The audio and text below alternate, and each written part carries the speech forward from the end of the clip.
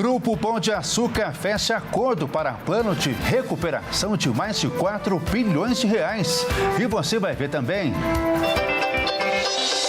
Ministro do Supremo Tribunal Federal, Gilmar Mendes, critica vazamento de conversas íntimas do banqueiro Daniel Vorcaro. Preço do etanol no Brasil pode voltar a subir caso a Petrobras decida reajustar o valor da gasolina nas refinarias. Número de idosos no Brasil já supera de crianças. São quase 40 milhões de pessoas com mais de 60 anos. E ainda, Semana do Consumidor promete preços baixos, mas é importante ficar atento a golpes e falsas promoções. Tudo isso e muito mais você confere a partir de agora, no Jornal das 18h30.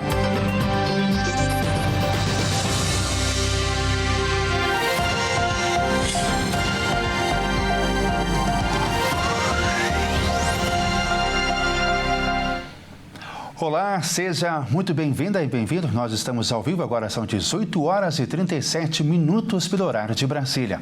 Eu sou Ismael Nascimento e a partir de agora você confere comigo as principais notícias dessa terça-feira.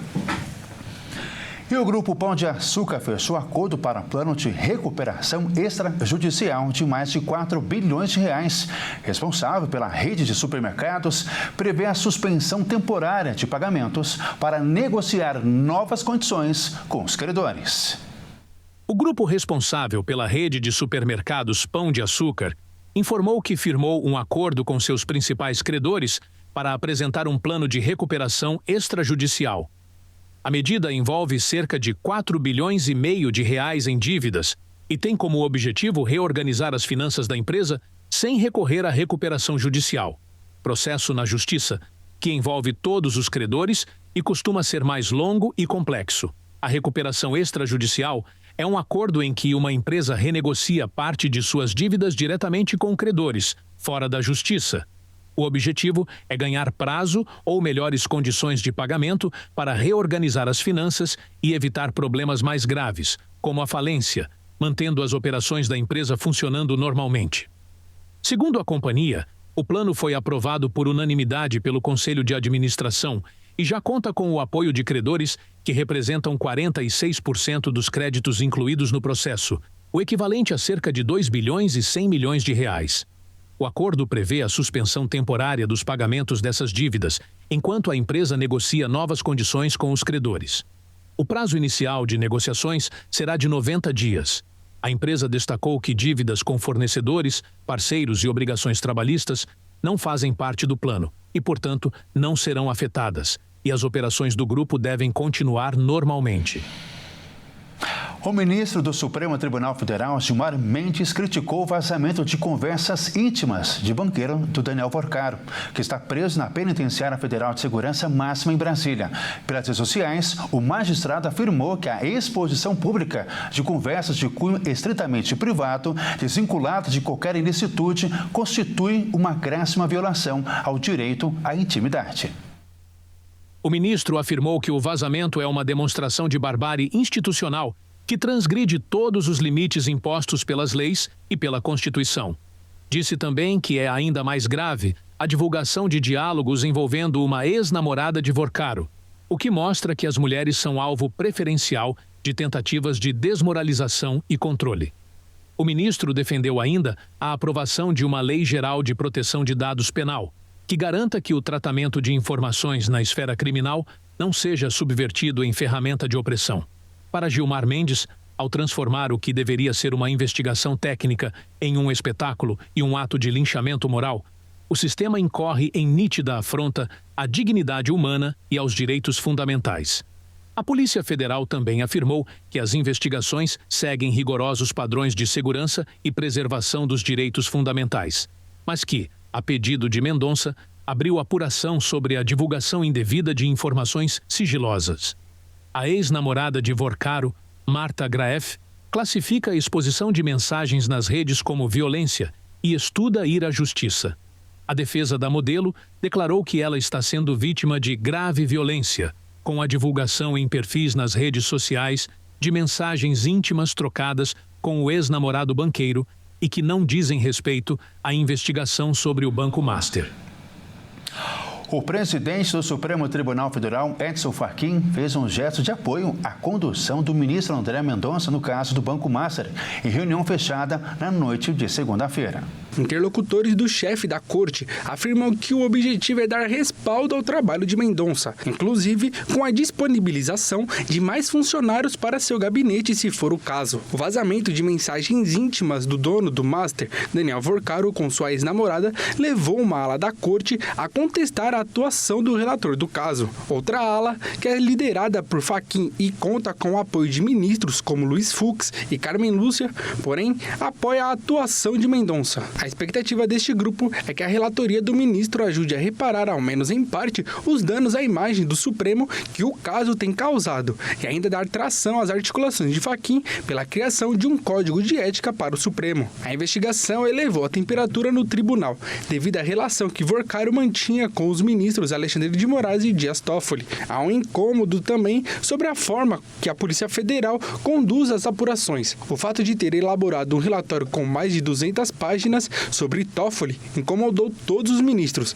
que viram no documento a caracterização de uma investigação contra o magistrado sem a devida autorização judicial. E o preço do etanol no Brasil pode voltar a subir caso a Petrobras decida reajustar o valor da gasolina nas refinarias. Geralmente, quando ocorre aumento da gasolina, o etanol acompanha esse movimento.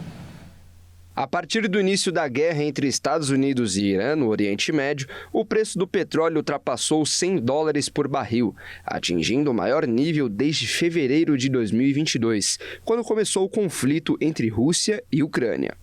A alta acontece em meio à intensificação das tensões, que envolvem países e rotas estratégicas para a produção e o transporte de petróleo e gás. O temor de restrições na oferta mundial e de diversos produtos derivados causa impactos também no Brasil, além dos impactos indiretos sobre transporte, indústria e agronegócio. A alta do petróleo pode pressionar os preços dos combustíveis e da energia. A possibilidade de reajuste da gasolina também reacende pressão sobre preços do etanol. Apesar do início da safra de cana-de-açúcar no centro-sul do país, o biocombustível pode ser influenciado pelas altas no petróleo. O preço do etanol no Brasil pode voltar a subir, caso a Petrobras decida reajustar o valor da gasolina nas refinarias.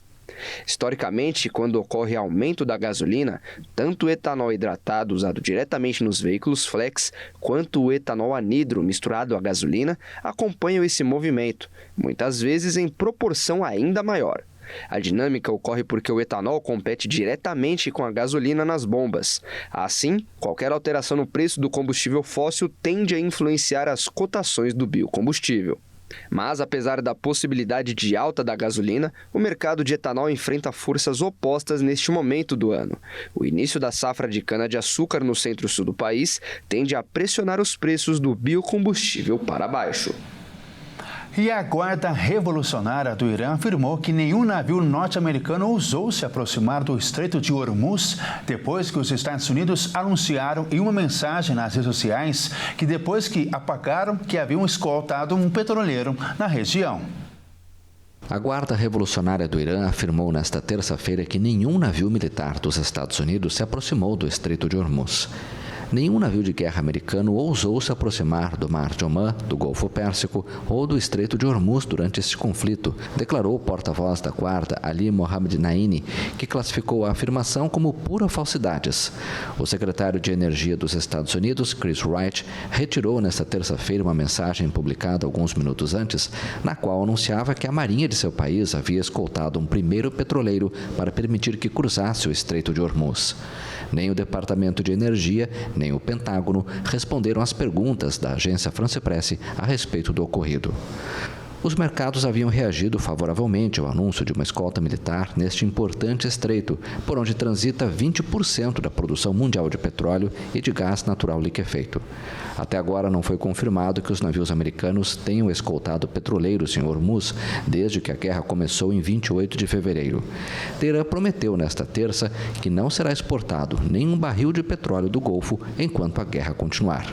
Desde 2 de março foi detectada a travessia de mais de 20 navios comerciais pelo estreito, segundo uma análise da agência France Presse, baseada em dados da Marine Traffic.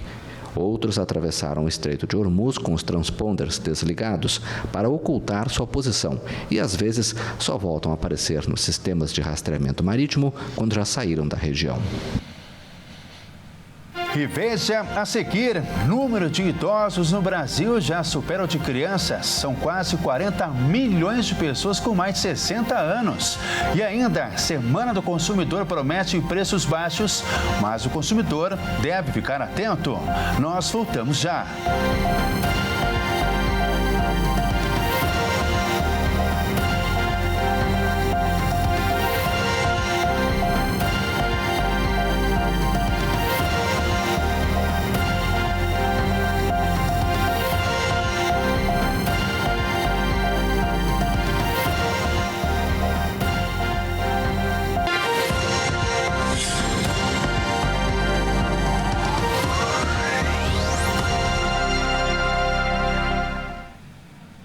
Olá, estamos de volta aí ao vivo. Agora são 18 horas e 49 minutos pelo horário de Brasília.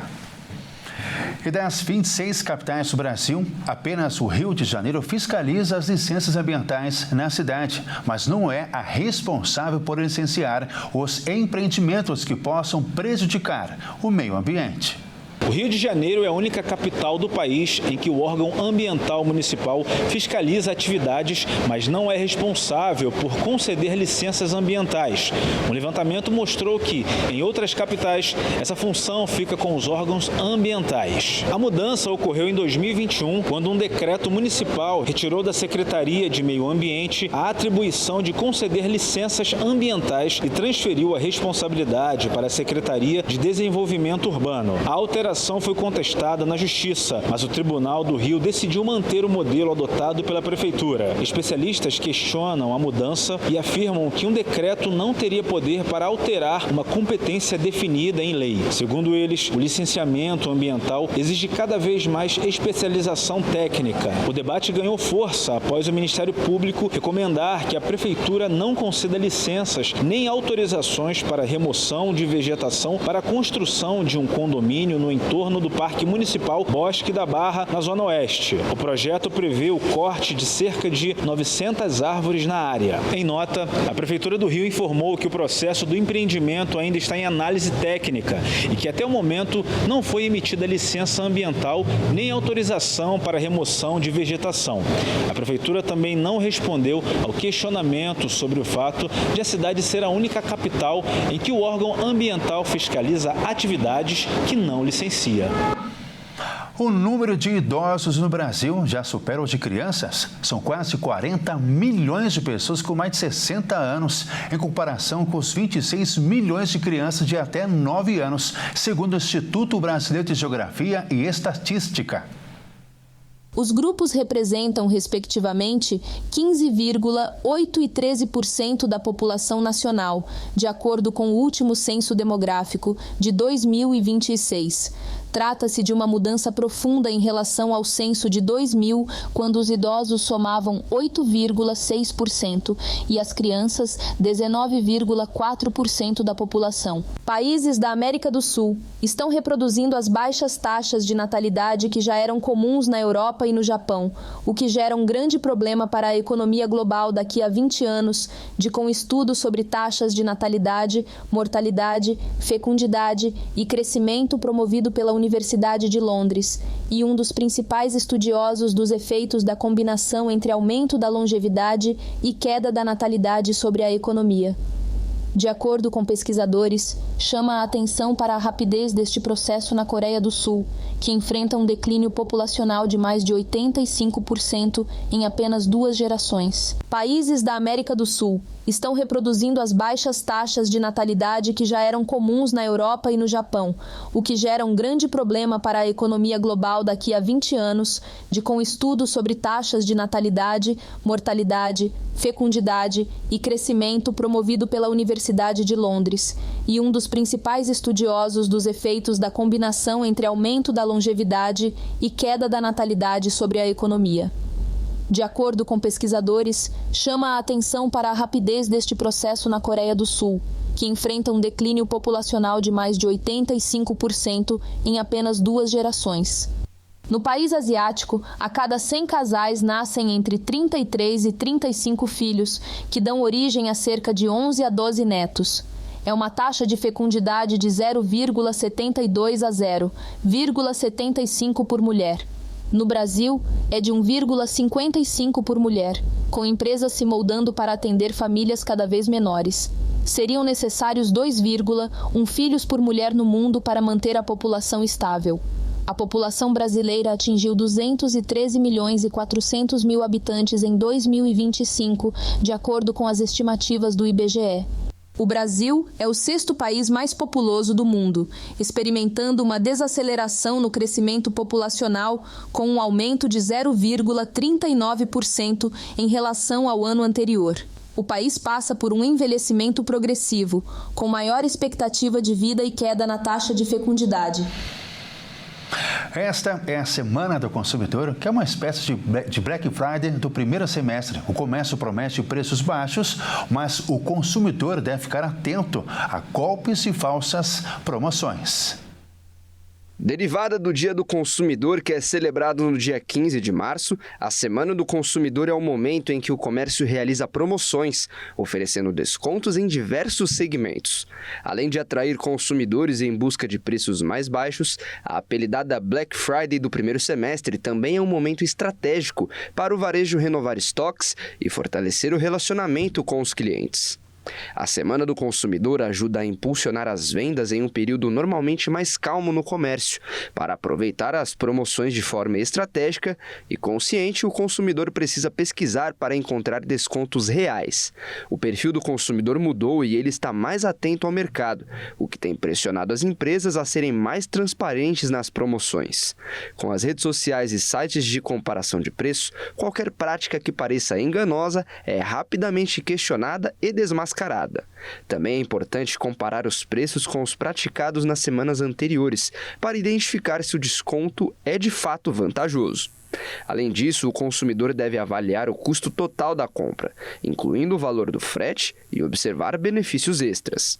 Com o aumento das compras online durante o período de promoções, especialistas também alertam para o risco de golpes ou fraudes em lojas virtuais. Assim, o principal cuidado é desconfiar de preços muito abaixo do valor normalmente praticado no mercado. Outra recomendação é evitar lojas que ofereçam apenas pagamento em Pix ou boleto.